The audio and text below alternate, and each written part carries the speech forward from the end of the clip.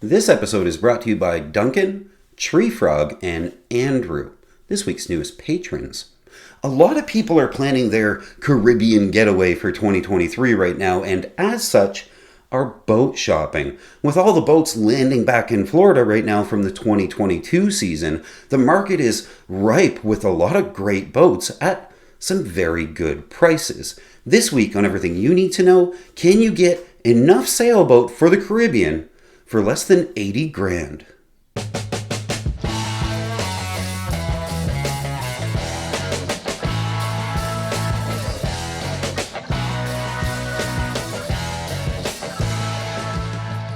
The 2023 season usually starts with the Annapolis Boat Show in October because our insurance companies won't let us cross from Florida to the Bahamas until November. So the Annapolis Boat Show just makes sense. So we tend to end up on the East Coast getting the boat ready leading up to that. And what better place to get the boat ready than the Chesapeake Bay and Annapolis, where all the great deals are to be found on parts like anchors and chain, electronics and gear, and spare parts that you might need. But if you need to save some cash for all those extra parts, can you just buy a little bit cheaper boat?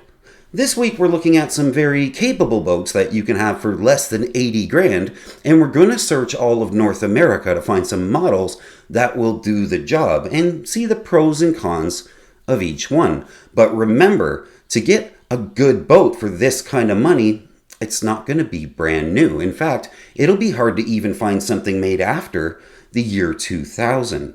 That's the sacrifice we make with this price point, but there are still a lot of great boats. This one, for example, this is an early 90s Catalina Morgan 38, and it's a center cockpit. This boat traces its lineage back to the mighty Morgan Out Island, which was one of the most successful cruising boats for the Caribbean ever made. And there are lots of great reasons to look at this boat. For starters, the center cockpit of it all. Center cockpits tend to be smaller cockpits, but they have higher coamings and tighter surroundings, making them a lot harder to fall out of. They feel more secure, especially for people with young children or pets on board while they're cruising. They also lend themselves very well to a full enclosure to really make the cockpit a whole extra room in the house while you're out there cruising. And while this boat might be from the early 90s, it's already been fitted with an in-mast furling for the main, so using the boat will be that much easier. It's new enough, too, to have some great skylights in the forward and aft decks. Gone are those tiny little port lights we had to deal with in the 80s, and it makes the interior feel much bigger and brighter. We also, for 80 grand, manage a sugar scoop to make loading groceries a lot easier. But as it is a center cockpit, you still have a harder time lugging those groceries over the coamings and the aft deck to get them to the cockpit. This is the challenge with center cockpits. They're just harder to get in and out of, but once you're inside, this boat starts to feel a lot like home, giving you loads and loads of very nicely laid out space. You come down the stairs into the full main saloon with beautiful white upholstery and lots of space for entertaining guests or relaxing after a long passage. We get the long galley to one side, and it makes it a lot easier to cook even when the boat's at sea because you can brace yourself against the walls. There's less room to sort of fall over when the boat's bouncing around. We get loads of counter space in a layout that was modeled after the original Out Island boats, and it's been proven at sea for decades. We get a dedicated nav desk with its own seat, which can be important if you have some work to do from your laptop, or a good spot to pore over the charts for the next passage. And we get a full complement of instruments right there at the desk. Aft of the galley is this boat's sort of party piece. This is one of the reasons you buy a center cockpit. The massive and extremely comfortable aft cabin. This one has a queen-sized island walk-around that kind of looks like it needs a new mattress, but due to the cheapness of memory foam mattresses, we can make a new mattress pretty cheap. This is not a hard problem to fix. The aft cabin gets its own large head with its own private shower and lots of storage for all your clothes and your gear. Forward of that, we get the other cabin up in the V berth with some thick looking cushions and storage everywhere in the second head for the folks that are sleeping up here in the less comfortable end of the boat.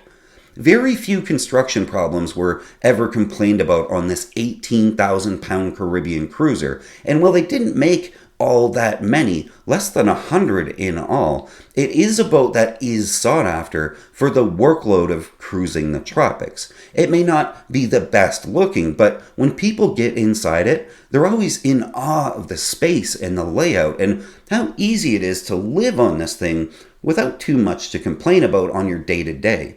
You also get a solid galley, a great living area, and then of course that master cabin with the queen-sized island bed to top it all off. And although a 6-foot deep keel was an option on these boats, they all seem to have been ordered with the shoal draft version, because everyone who bought one of these things bought it for one purpose, to go to the Bahamas in November, so they bought the shallower version. This thing is near perfect for the job at hand, and it's hard to see a better option, but we'll try. Before this next boat, I started a second YouTube channel, and I hope that you'll check it out. It's called Historsea, and I just released a new episode on the sinking of the Andrea Doria. It's a super cool story. I really hope you'll help me out by subscribing to the new channel and liking a few of the videos. There's 6 of them now.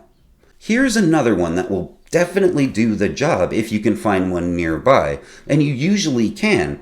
And this is a favorite boat of mine when we're talking about Caribbean and Bahamas boats. This is the Beneteau 393. And this is a bit newer too, so it'll be easier to insure. And it gives you everything you'd expect from a Beneteau. This is by far the most common type of boat you're going to find down in the tropics in 2023. And for really good reasons. It's just easy. It's easy to sail. It's easy to live on. It's easy to live with. It's easy to maintain. It's a fairly simple boat. This is just the easy answer to the question of which boat to buy for 80 grand.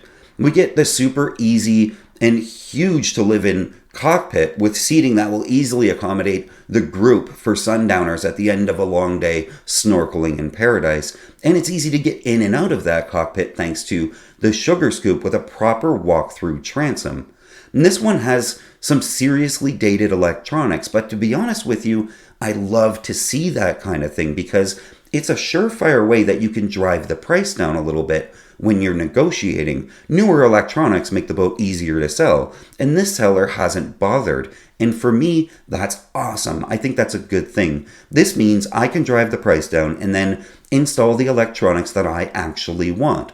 Instead of a huge power-hungry chart plotter with a touchscreen that's made for airplanes and really hard to use, I can ram mount my iPad and I can call it a day. That and a good solid depth sounder and I'm all set to go. I don't even need wind instruments or a speed over water indicator with the paddle wheel. I'm quite happy with GPS speed from the iPad, and that'll likely be one less hole in the boat. And the iPad uses less power, and I get a touchscreen that a 5-year-old could use. It's intuitive. This Benny also has a life raft mounted on deck, with a dinghy forward of that, with loads of skylights and hatches to brighten up the inside, but notably, it is missing an in-mast furling for the main, but they do have a stack pack, so next best thing, it's a compromise as boats always are. Inside, we have the typical Beneteau interior, which is good. It's not amazing by any means, but certainly livable for a winter away in the tropics. We get a big wraparound to port and a galley to starboard that makes the living and entertaining area pretty nice for this sub-40-footer. We get a dedicated nav desk, which is a must for me personally, and the aft of that is that split aft cabin. This is the 3-cabin layout model, but if you need to, you can find a 2-cabin model with a full aft master stateroom. It looks like we need new mattresses here too, but again, drive the price down a little bit and then replace everything with memory foam and call it good. They've installed a West Marine 3000 watt inverter here, which is clearly aftermarket, so I'd want to inspect the wiring on that for sure. You never know who installed it. The split aft cabin doesn't ruin this boat for me either because it has a Pullman berth up forward with a second head up in the bow. So I'd likely be calling that home and leaving the aft section for the guests and the storage. The 393 is a nice looking boat and it sails very well. You'll often see these cruisers being raced around in Georgetown in the Bahamas in March for the regatta. They do sail fairly well, and even when they're outfitted with all the things that you need for cruising. Lady K Sailing is brought to you by patrons, people who give a couple of bucks an episode to make these videos possible. I couldn't do it without you guys. A big shout out to all the existing patrons that have gotten us to this point. If you get some value from these videos and you want to help out, please consider becoming a patron. If you fancy yourself an old salt and you demand something more traditional, more robust for ocean passages, and much more classic in its DNA, we have something for you today. And that something is a mighty Hans Christian 38T. This near 30,000 pound monster was built in the early 80s and aimed squarely at we're selling everything and sailing around the world alone type of cruisers. The folks who are perfectly happy not seeing land for weeks on end and being totally self-sufficient along the way. This gorgeous example of the 38T is a classic double ender, and it has had a lot of work done too. The bottom was just blasted and replaced with 4 new barrier coats. The teak decks, which everyone's afraid of, have already been removed. A 16,000 BTU air conditioning system was just installed in the main and forward cabins, and the refrigeration wasn't replaced. This classic even has a 3.5 kilowatt generator installed to keep the batteries topped up. And it's been fitted with all new Ray Marine gear too, including autopilot, wind, depth, and even radar. She's ready for some hard ocean miles. But driving the price down, she needs a new set of sails. So you'll have to set aside some cash to tackle that problem. But a Hans Christian 38T with a brand new set of sails would carry you for decades. And she's eye-catching in the process. A boat like this isn't going to be the fastest, but compared to the Catalina Morgan and Beneteau we just looked at, she will be the safest, the most sea-kindly, the most comfortable if you're caught out in a storm, and the most likely to survive anything the ocean throws at her. A specific kind of person buys a boat like this, an old salt, if you will. Someone who can't be bothered with all the white plastic bleach bottle boats you see floating around every anchorage. You buy this boat to go where none of the rest of them dare to go, in weather that they wouldn't be caught out in. Our last boat today is one you might not have thought of, but it packs the most value into the smallest budget of just about anything in this price bracket, and it's made by Hunter. But it's not the weekender Hunter you might see at the end of your neighbor's dock. This is the Hunter Passage, and the eagle-eyed viewer might notice it's also a center cockpit like the Catalina Morgan was. And there's good reason to look at center cockpits if you're going to be Caribbean island hopping for the winter. This is a 42-footer, the biggest we've looked at today, and it shows that on the interior space, but also isn't all that lacking on space outside on deck either. We get the walk-up sugar scoop with a stainless steel massive arch to keep the main sheet and all the lines out of the way, so it's a nice clean space out back. We get dinghy davits this time, which is going to be rare for a boat in this price range. I don't think we've seen dinghy davits yet. Then they have a couple of solar panels already fitted.